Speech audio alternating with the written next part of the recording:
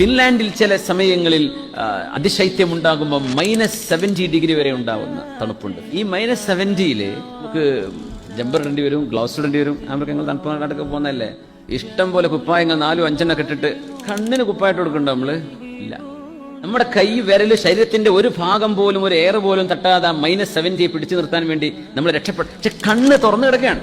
കണ്ണിൽ കിടക്കുന്ന വെള്ളമെങ്ങാനും ഈ -70 നമ്മുടെ ബോഡി പോലെ ആണെങ്കിൽ കണ്ണിലെ വെള്ളം കുറച്ച് ഐസാവും. പിന്നെ കണ്ണ് തുറക്കാൻ പറ്റുമോ? മനുഷ്യന്മാരെ കണ്ണു പോകില്ലേ? പക്ഷെ ഈ മൈനസിലും മനുഷ്യന്റെ കണ്ണിനുള്ളിൽ കിടക്കുന്ന ദ്രാവകം, കണ്ണിലെ വെള്ളം, അത് ഐസായി പോവാതിരിക്കാൻ അള്ളാഹു ഒരു ആന്റി ഐസിങ് ഒരു പ്രോസസ് നമ്മുടെ കണ്ണിൽ അള്ളാഹു ചെയ്തുകൊണ്ടിരിക്കുകയാണ്. കണ്ണിനെ അള്ളാഹു തആല ഇങ്ങനെ പെർഫെക്റ്റ് ആയി സംരക്ഷിച്ചത് റബ്ബ് തആലക്കറിയാം. മനുഷ്യൻ ചൂടിലും തണുപ്പിലൊക്കെ ജീവിക്കേണ്ടവനാണ്. It is a creation of Allah. ഇത് അള്ളാഹുവിന്റെ സൃഷ്ടിപ്പാണ്.